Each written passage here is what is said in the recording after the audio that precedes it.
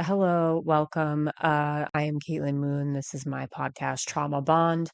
Um, and the spelling is because I have a thick Jersey accent, and also I didn't want to use a psychology term, and then it comes to my podcast because I just feel like if this does well, I don't want to get sued. And I want it to be very obvious that this is not, I'm not a professional. And I don't know what I'm talking about. I am a stand-up comedian. I said I quit a month ago, but I think I was just having an episode. I felt really sad doing stand-up lately. And I don't know if that's a rough patch or if I need to just be back on Lexapro. I think maybe I got to be on Wellbutrin this time around. I don't know. We'll figure that out. Um, so trauma bond. So why trauma bond? Okay. So a lot of my stand-up comedy is about mental health, mental illness. I like to be very vulnerable with people. I like to be very open and share that in ways that I think people are too afraid to talk about. That's something I've always been really interested in. Um, I was a psychology major. I did go to a good school after busting my ass in community college. And then I had a lot of sad stuff happen to me that I don't want to really open up about on the very first episode of this, if that's okay with everybody. Um, so I wanted to be a therapist. I mainly wanted to work as like a marriage counselor. Sometimes I think about going back and being a substance abuse counselor because I have been sober for years. I was an alcoholic, and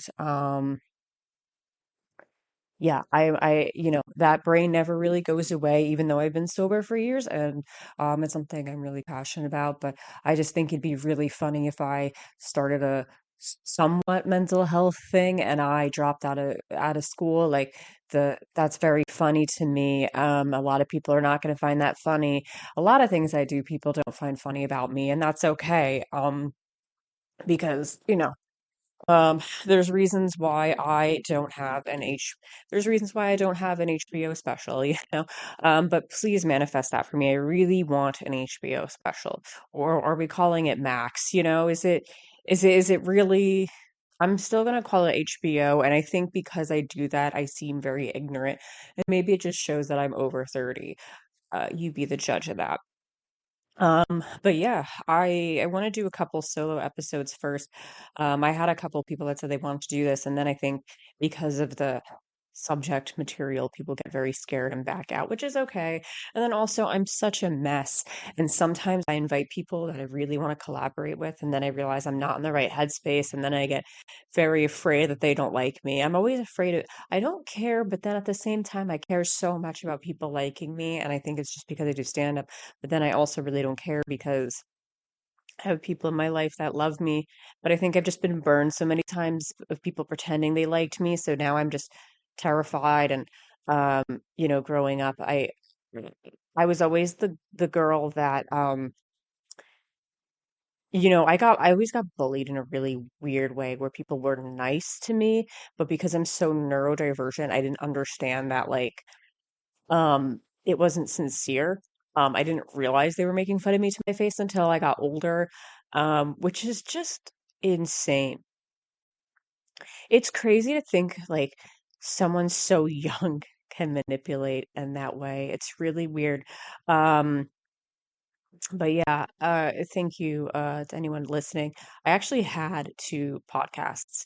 My very first podcast was called Morning Roast because I love coffee and I loved roast joke humor at the time. And it was with someone that no longer does stand-up comedy because he got married, and that just happens, you know? White men get married and then they just don't want to do stand-up comedy anymore, and that's fine. And then we had a falling out because he got married and he tried to tell me the wedding was small, and then I found out the wedding was like about 200 to 300 people. And um I don't care about not being invited to a wedding. Of course, it's crazy, it's ridiculous, it's expensive. Um, I would never assume. I've had friends that are close to me that I haven't been to their wedding, but I haven't thrown a fit. I was like, oh, I would have loved to have gone, but there's so much money that goes into those things that it's just like I would never, you know, I don't think I think um, you know, it's just one of those things you just shouldn't expect to go because of finances because they have to really think about who they can genuinely afford and food is so expensive for those things. We know this. Like I'm not saying anything groundbreaking here. However, here was my thing is don't lie to me and say, don't be like, oh, you know, it's small. And then I find out it's this like giant, like stereotypical Staten Island Italian wedding. And it's a giant with, the flamethrower and there's sword swallowing happening. And everyone gets a fucking giraffe party favor when they leave. I don't know. I wanted to say puppy, but everyone knows that I would just be like copying Bridesmaids and I want to seem original. So giraffe was the first thing that came out of my ass. What are you gonna do? But yeah, I just like being lied to about dumb shit because as a woman, I knew that that just meant, hey, I knew that meant, hey, I have some like weird crush on you that I was not making obvious, and my wife doesn't like you because of that. And I wish I knew that that was going on, but I'm just very oblivious sometimes to things like that. And because that's what happened. Let's just call it like it is. Anyways, I used to have a podcast with him, and then his friends would be really mean and not supportive and would talk badly about the audio, even though the microphone at the time was all I can afford and I was doing my best. So moving on from that. And then I had another podcast, junk food podcast, which I love. We talked about like garbage and like pop culture. And I love pop culture. I'm very passionate about I Love New York and I'm very passionate about Daisy of Love. I'm very passionate about Rock of Love. And let me throw the surreal life in there. The VH1 reality shows I will never stop talking about. They mean a lot to me. And it's still so insane how all of that ended because Megan, who was on Rock of Love, her whole thing was, I want a sugar daddy. And they gave her her own show, Megan Wants a Millionaire. Iconic. Such a great show. Okay. This was, and it's not because it got canceled, it was perfect. It's really hard to get the episodes. Um, So here's the thing, the screening and background people, they for one of the contestants, they only did in the United States and they didn't do a Canadian background check. And they fucked up because there was some stuff about this guy that if they found that, then he would have not made it into the show. And he ended up winning. And it's a really fucked up I don't like to really talk about like kind of true crimey things because it just makes me feel anxious and scared. And a lot of my friends love that stuff, but I don't like consuming that. It makes me feel bad. It makes me feel sad. And I think sometimes people say it's like a comfort for them, and maybe it is, but I just don't really buy it to be quite frank with you. I just don't buy it. I don't buy it. Think, and I think there's like I don't like when people watch true crime stuff and then they watch it like I'm gonna solve it. I think that's really fucked up and very insensitive to the victims. I don't know. I think it's weird. I think it's weird. I just, it's an unpopular opinion. I think it's weird that we still market and profit and we make, these shows and the victims and the families of the victims are still alive. And I think that's very insensitive. I don't I don't like it. I don't like it. And that's, you know, I don't know. And we don't really learn too much from those things because nothing really improved because it's not like these things are rare. These crazy people are out there. Um, so we're not exactly learning anything. We're not exactly improving from making this filth. So that's just my thing. But I just people say they watch it to relax, which sure, fine. I just don't buy it. I just don't. I just don't. I think a lot of people use it as a personality trait. There's no way you hear women screaming and and that relaxes you. I just don't put a lot of people are gonna get mad at me for that, but You know, if you want to listen to podcasts because they say exactly how you think and feel, you don't think that's a little weird? You don't think maybe you should just do your own podcast? You know what I mean? But it is what it is. I'm gonna move from that because I can feel the pitchforks outside my house as we speak. Uh, but yeah, gosh, where was I even going with that? You know, I think there's a big recession indicator is you know what I'm eating a lot lately? I'm eating Triscuits again. Remember those? Man, I haven't thought about them. I didn't know they even still sold them. Sorry, Triscuits. But please sponsor me if you want. I will gladly. Well, I think no one wants to hear me eat Triscuits because it's very loud. But I think that's how I know like we're fucked as an economy. I'm eating Triscuits again. I think um do you understand what I mean when I say that? Or does that not make sense to you? That's okay. That's all right. Okay, so yeah, I want to talk about let's trauma bond, shall we? I want to trauma bond with you on some stuff and we're gonna have a good time. Or maybe we won't. You know something I've been thinking about lately is I can be really intense, but as a person, I'm pretty laid back. I let a lot of shit slide. You know, a lot of people in my life will do things that bother me and I'll gossip about them because, you know, because I don't think it's important enough to bring to their face because then it's like, oh, like this person knows that like what they were doing was annoying me and I don't want people to be so self-aware of this little thing because it really doesn't matter. Like I just got to let it out just to be like "Ugh," and then move on because it really it doesn't matter enough to bring up because it's just a small thing and like when you talk to people, I'm annoying as shit. I know I'm annoying. Oh my God. It's a nightmare to be with me. I know that. I know that.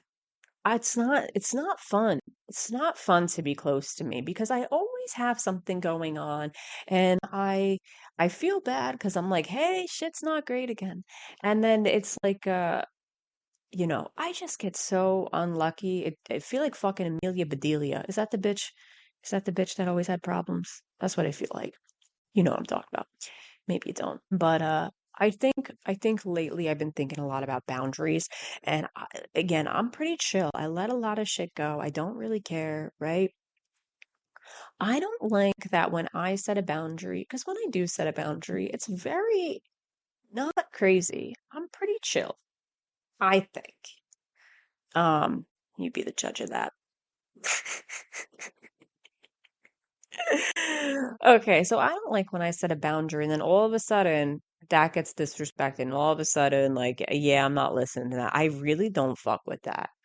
I don't like when people see me as some pushover. I don't like when people see me as weak, and I don't like when people use my kindness and in a way to bring me down. Because the thing is like no matter how evil people will be to me, I will never stop being kind because I've been through so much in my life, and genuinely, you gain nothing from being a bad person. You gain fucking nothing. You just, you know, it is what it is. But I don't like that. Like when I set a small boundary and then it becomes you know, uh, like no, I set a boundary and I meant what I fucking said and I don't like that. When people do that to me, I'm like it's really disappointing because then it's like, okay, now I know that, you know, I don't like when people exhaust me. I don't like when people disrespect me. I'm too old for that. Yeah. You know, I have a lot of people I've stopped being friends with, and I think that there's like this idea that people have, like, oh, maybe you're the problem. And it's like, no, I'm actually not the problem because I know how to express things and I know how to say how I feel. And a lot of people hide behind it being fake and not saying what they really mean. You know, I've had a lot of people in my life that just secretly didn't like me, and it's like, why are we wasting my time? And then, you know how you avoid those situations is you got to really think about like, do they ever ask me to hang out? Do they ever see me? How much time do I actually spend with this person? And I think that's one of the things that, if they have all this time to blow up your phone and bother the shit out of you, but then they have no time to see you, that's when you know. And anyways, let's get into my trauma bond topic for today. So I want to talk about something really crazy that I thought about. So I was a cosplayer for many years. I kind of like retired, but I wouldn't mind coming back for like doing some photo shoots. I really enjoyed it. I really loved it. It was a passion. It was a hobby I was really passionate about for a long time. And there was something really crazy that happened one year. I cosplayed back in like the 2010s, and for anyone that knows, it was a time. It was so fun. You would like hand make costumes, and everyone was so sweet for the most part, and we would just get fucking wasted, dude. It was really fun. I'm sorry to talk about me drinking, and I just said I'm sober, but I'm so sorry. But the partying, it was so fun. And I know it sounds really funny because it's like anime conventions, but bitch, those people knew how to turn up, and everyone was just like in their 20s for the most part and good looking and wearing all the makeup. And it was just like, God, just to just be so damn hot, partying, and it's summertime, and it was great. I loved it. I loved it. It was so fun. Okay, so there is these I feel like a lot of people know, but uh there's these things like these body pillows and people would sell them at conventions. And it was usually pretty disturbing. It'd have one side and the other side would be like kind of like a sort of sexual pose for these characters. And it was kind of problematic because the characters were young sometimes, I'm not gonna lie to you, it was really disgusting. And it there would be like a, you know, unhygienic man that would usually buy them and be creepy, and you would kind of just avoid them and you wouldn't talk to them and you wouldn't let him take pictures of you. That was kind of like the thing. Everyone knew to steer clear of that person. But people did buy it like because it was funny. Um, it was kind of like a good gag gift. So that's like the main uh in my experience at least. I can't speak for everyone else's convention experience, of course. But for the main part, it was mainly just because it was funny to just get a body pillow because they're just so fucking ridiculous. But or if you were cosplaying a character and you didn't have a friend that was dressed up as that, so people would buy like a funny body pillow of the character that went with their cosplay sometimes. But that wasn't very super duper common, but that would happen sometimes too. Anyways, I don't remember the name. I want to say it was D2 Solutions. I think D2 Solutions. They obviously changed their name after the story. So there was like this guy, and he was a photographer, which was common. Like photographers would plant like a little space somewhere, and you get your picture taken by them, and you get a nice photo because it was good for their portfolio and whatever. Um, and I want to say this was probably 2012, 2013. I might be messing up the year, but that's okay. I'm just kind of giving a guess. Um, might even be 2014, 2015. Gosh. Okay, I don't remember. I'm so sorry. Um, and yeah, so there was this guy, and you know how like there's like a platform in a video and it like takes photos and you spins you around. And it was really cool because, you know, we you have to think about the time at the time, like this was like we didn't really have good cameras, so our smartphones, I didn't even have a smartphone um at this time. Uh People had smartphones, but I just personally didn't. But yeah, so the cameras that were nice were like a big deal because it was like, oh, I could get a good shot of my costume. And this guy did this like revolving platform thing, and you got like a really cool, like all around angle of your costume, which was awesome because sometimes a lot of the detailing would be on the back, and I used to be like, fuck, like I wish I took a picture of the back of my costume, right? So, okay. So that happens. A lot of people did it. You got the file. Cool. It was awesome, right? Next year at the con, this guy, and so cosplay back in the day was rough because there were a lot of things people would do without your permission that now there's rules because cosplay is popular enough. Like I remember I straight up random person took photos of me. They put me in a magazine. They didn't tell me, they didn't give me permission. They didn't even like give me a copy of the magazine, which I thought was like kind of fucked up. I wish I knew I was, my photo was being put in a magazine. I would have like loved to have had like an assistant or something with the magazine to like fix up my hair or approve some photoshopping, or I didn't even get credit. I didn't even have my cosplay because cosplayers back in I don't know if they still do it, but back in the day you had like a name. So, with work and stuff, didn't ask me my name, nothing. And I thought that was kind of fucked, that I'm just in this magazine without my permission. I didn't even know about it until 5 years later because a friend of mine had it and they were in it. And I was like, what the fuck? Like, I'm in this. So that's crazy because I could have just been in this magazine this whole time and never known. Found it 5 years later. So yeah, I don't know. There was a lot of like people just did whatever the hell they wanted and didn't give you permission and because cosplay like kind of wasn't popular enough, so a lot of people sort of took advantage of us and it's so hard to explain that now because I I don't know, you just got to believe me, I guess. It's hard to explain. So anyways, next year this guy's got a booth, right? Remember when I said the thing about body pillows? He made body pillows of the cosplayers he took photos of. Oh yeah. And remember what I said, the nature? Okay. That's so he printed out a front side of you and a back side of you on a pillow and he made dozens and people were and it was such a violation of privacy and some of you are not getting it. You need to realize when he did this, how do you know how old the people were that were on the body pillows? So he could have been selling photos of minors printed out on pillows.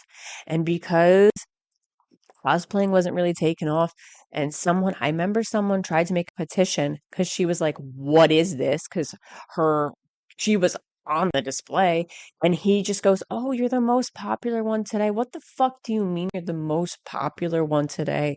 How the fuck could you say that? You're disgusting. He got banned from all conventions, of course, but the thing is, he obviously goes by a new name. He's finding new ways to exploit people. People don't do just something like that once and then that's it. Um, oh my God, it felt so disgusting to just know that my image was being used in that way. And I think it felt so upsetting because back then it was all about, it really was, there was drama, of course, of course, of course, but majority, it was all about partying and having fun and just taking a picture and putting it on a fucking Facebook album and then calling it a fucking day. Maybe put it on DeviantArt too so people could find it. And there was cosplay.com. God, I used to be on cosplay.com bulletin boards annoying the crap out of people. And I had like two cosplays under my belt, and no one agreed with anything I said. The people didn't like me, but that's okay. I enjoyed it there. But yeah, that was so insane. And I was thinking about it recently, and I think if he did it now, it would have caused such a more thing. I think there would have been a bigger lawsuit. It really is such a shame because you know, because cosplayers had such a stigma, I don't think people took it seriously. And that's really sad. So yeah, that's my trauma bonding with you today. That's my trauma bond. We feel bonded. Yeah, you know, I cosplay, it's so interesting to me how cosplay got popular in the way it did. And I am jealous of people that have started later because you can just buy everything off Amazon or whatever. And like, I always had to buy off of like Chinese sellers and hope. it would fit because the sizing and measurements, like I would give my sizing, but sometimes, people would not get it fit right. And then because of how the tracking used to be, it'd be like, okay, it's sent out. And then it was just like, I had times where it would take 4 months for my costume to arrive because they're custom making it and they're shipping it. And I do have some really amazing cosplays, but the thing is, a lot of these sites don't even exist anymore. I've tried ordering from them again because I had good stuff in the past. They don't even exist anymore. But and wigs, you had to dye your wigs. The wigs didn't come in these crazy colors. It was very rare when they did, and there was maybe one booth, two booths max that sold cosplay wigs, and it was like a very character specific thing, usually like a Bleach or Naruto, but you can't really take those hairstyles and apply it to other costumes. Amphigoury.com. I don't even know if that exists anymore, but that's where I got a lot of my wigs. But yeah, it is. I'm so jealous of people that got to like start and they didn't have to like hand make anything. It was fun to hand make stuff, of course, but I think going into it now and everything is polished and maybe I just gotta hem some couple things. That sounds like such a treat because while it's fun to make costumes, it's nice to just like buy something and not stressed out and be all ready because there's so much preparation that goes into it and like food planning, and hotels and badges and photo shoots. I've tried going back a few times to cons, but people tell me like it's just not the way it was and it's a weird popularity contest, which I think is so interesting. Um, I just think it's so interesting. I don't know. I think if I think I did cosplay a lot from like anime and video games, but I kind of feel like I would be happier doing more uh comic book related things. I feel myself always wanting to gravitate towards that and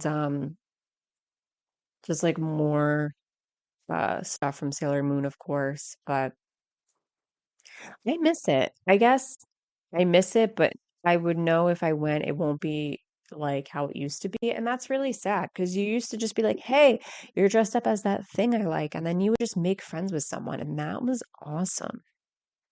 That ruled. But yeah, I yeah, I miss that. And I feel bad for people that didn't get to experience that time in conventions because it was so it was so special. It really was. I made a lot of really cool friends and it was so carefree and fun and it was it was like real nerds, not to sound like a jerk, but like it was like real nerds, like just um I don't know how else to explain it. It was fun. It was a good time. I made a lot of friends. I had so much fun back then.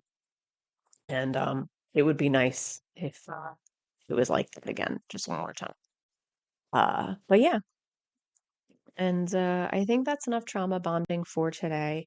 Thank you so, so much to everyone that is listening. I appreciate you.